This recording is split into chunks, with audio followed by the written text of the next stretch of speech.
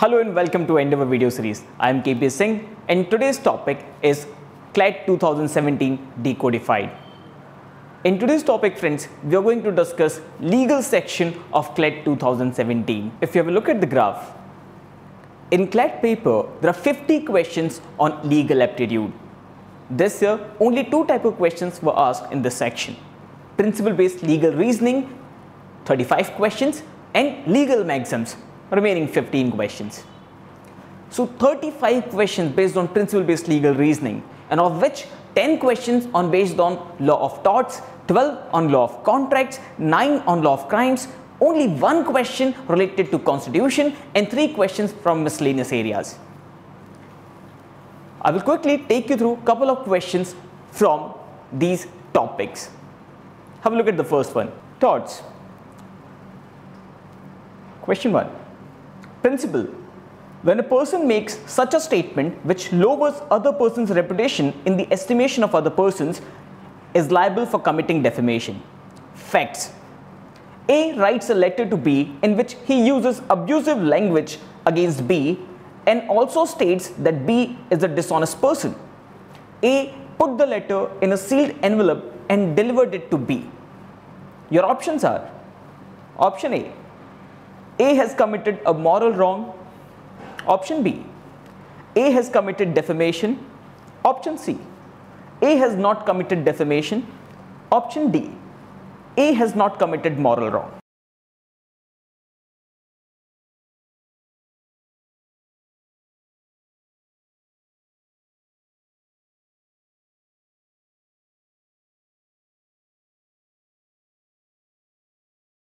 So if you people remember, defamation entails 3 essential elements.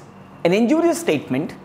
That statement must be about the plaintiff, or at least reasonable people should believe that it is referred to the plaintiff, and that statement should get published. So defamation in layman's understanding means when one person tries to lower another person's reputation in the mind of third person. In this given situation, A, although is writing an abusive letter, but that content is not being published. That means nobody other than B is getting to know about it, and hence there is no defamation. Correct answer in this question should be option C. Some of the questions were lengthy but still easy. Have a look at this one. Principle. A violation of a legal right of someone, whether results in a legal injury or not, gives rise to an action in tort for compensation. At the same time, an action by someone which results in some loss or damage to somebody else is not actionable if there is no violation of a right of that somebody. Facts. AB Coaching Center was a popular CLAT coaching academy with several good trainers. A lot of aspirants used to attend its coaching classes from all over and was making good profit. This was going on for the past several years. During a session, T, one of the very good and popular trainers of ABCC, had some difference of opinion with the owner of ABCC and left the coaching center. In August 2016, T started another entrance coaching center closer to ABCC, which resulted in a substantial drop in its students and huge financial loss. The owner of ABCC wants to file a case against T for the loss of sustained by ABCC. What do you think is the right legal position? Your options are: option A, T will be liable to compensate the loss of ABCC. Option B, T should have consulted ABCC before starting his coaching center. Option C, T has not violated any of ABCC's legal right, though they sustained some financial loss and not legally bound to compensate ABCC. Option D, T started the new coaching center near ABCC intentionally and shall be liable to compensate the loss of ABCC.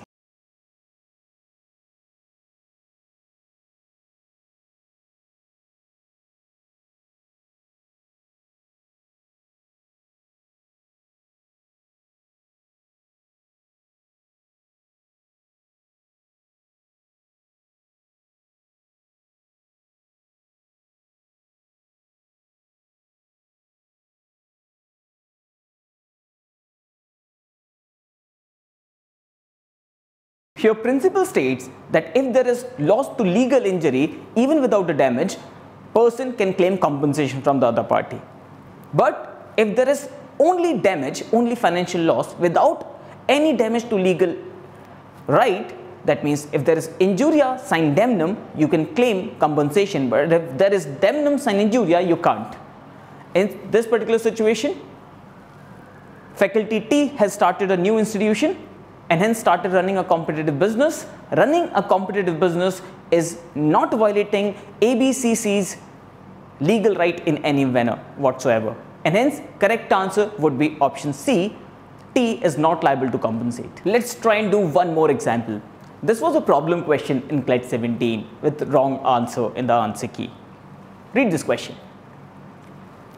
Principle: when a person consented to an act to be done by another, he cannot claim any damages resulting from doing that act, provided the act done is the same for which consent is given. Facts: P submitted a written consent to a surgeon S for undergoing a surgical operation for removal of appendicitis. The surgeon, while doing surgery, also removed the gallbladder of A. Your options are: option A, P is not bound to pay expenses of the surgery. Option B, P is required to pay expenses for surgery for appendicitis but not for gallbladder. Option C, P can claim damages from S. Option D, P cannot claim damages from S.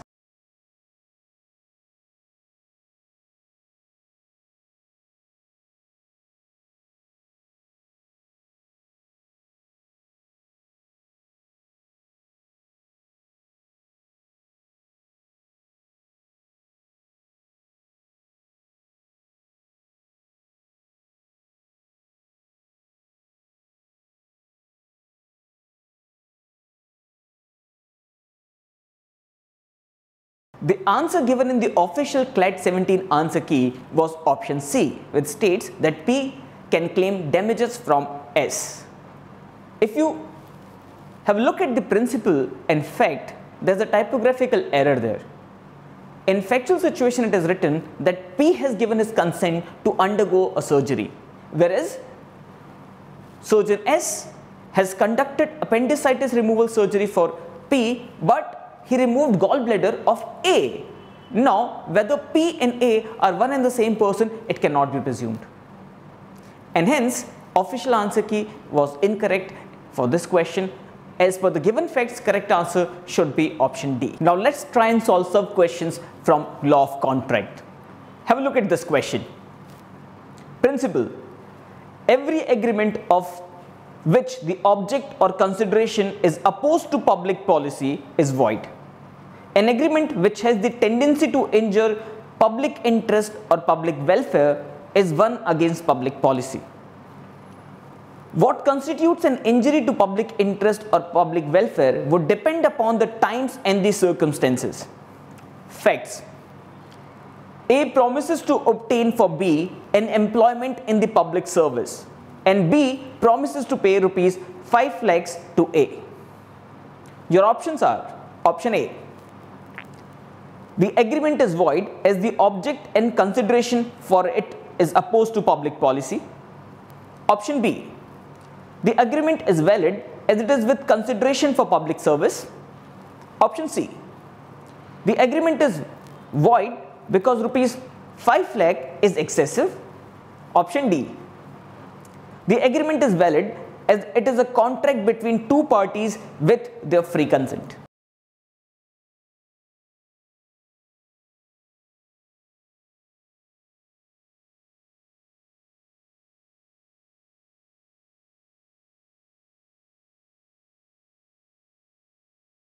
If you have read the principle carefully, it simply means that any contract which tries to defeat public policy or is in contradiction with public policy is void. In this particular factual situation, A is promising B to secure government service for B in lieu of bribe, in lieu of money. And hence, this kind of contract can never come into existence because it is defecting public policy. Correct answer in this situation shall be option A. Let's try one more question. Have a look at this question and try to answer it. Principle: Acceptance of a proposal must be absolute and unqualified. Facts. A made a proposal to sell his motorcycle to B for rupees 25,000. B agreed to buy it for rupees 24,000. A sold his motorcycle to C for 26,000 the next day. B sues A for damages. Your options are: B can proceed against C. Option B. B will get the difference of rupees 1,000 only. Option C. B will get damages from A. Option D. B will not get any damages from A.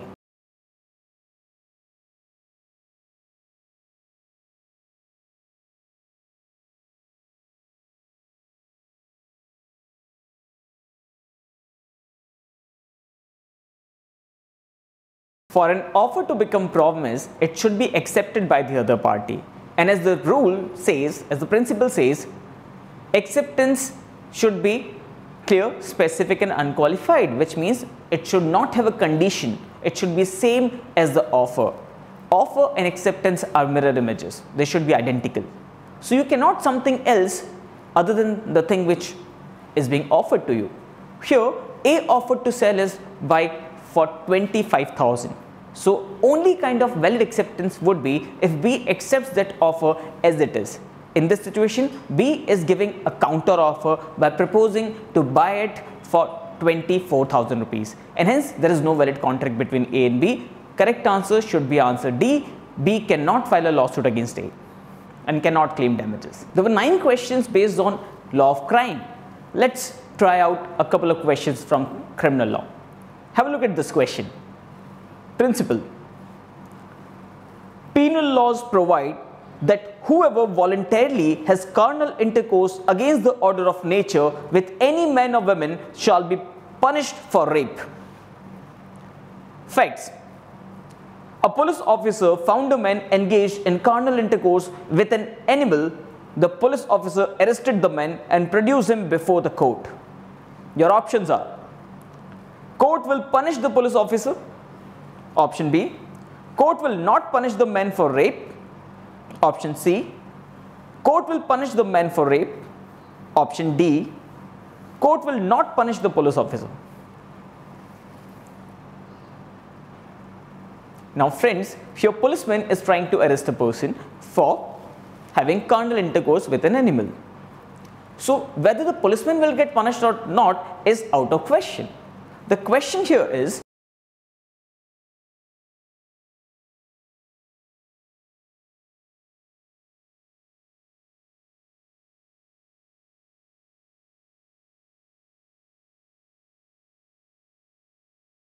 whether that person can be arrested for carnal intercourse with an animal. If you reread the principle, it says a person voluntarily having carnal intercourse against the course of nature with a man is guilty for rape. In this situation, the person is having carnal intercourse with an animal which cannot be equated to men, and hence his offence does not fall within the definition. So the correct answer should be that he will not be punished. Answer 2. Option B. Now try out this question. It's a bit tricky. Principle. Whoever takes away with him any minor less than 16 years of age if a male, or less than 18 years of age if a female, out of the custody of parents of such minor without the consent of such parents is said to commit no offence. Facts. A man took away a girl below 16 years to Mumbai without informing the parents of the girl. Your options are: option A committed an offence against the girl as well as her parents. Option B, A committed no offence against the girl as well as her parents. Option C, A committed no offence against the parents of the girl. Option D, A committed an offence against the girl.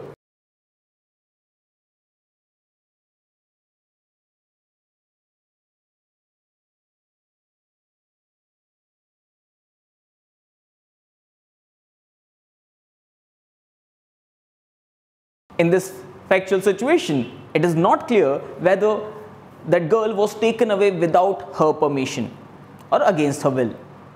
But we know that while taking away the girl's parents were not informed, and hence their consent or their will is not involved. But still, the person cannot be held responsible because principle says that whoever takes away a girl below the age of 18 out of the lawful custody of parents without informing them commits no offence. So although he is fulfilling all the conditions, answer should be that he is responsible for no offence.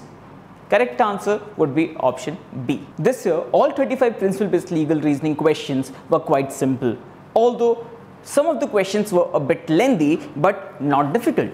Overall, this section was easy, but there were 15 legal maxims which many students might have found difficult to answer. If a student has been regularly practicing, then even these 15 questions were within his limits and were easy to answer. I will give you a quick glimpse of these 15 words. Let's see how many are you able to answer correctly.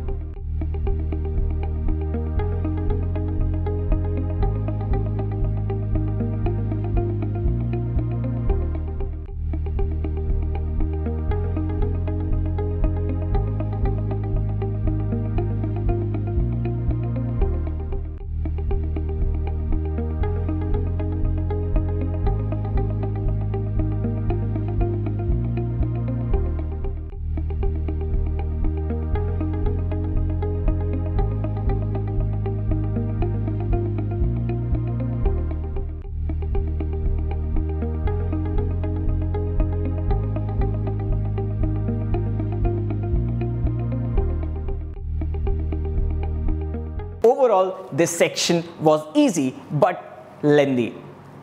A student could have finished off these 50 questions in 35 to 40 minutes. A good attempt would be anywhere between 40 to 42, and a really good score would be considered to be around 36. I hope you people enjoyed this video. With this, I KP Singh signing off. Thank you so much.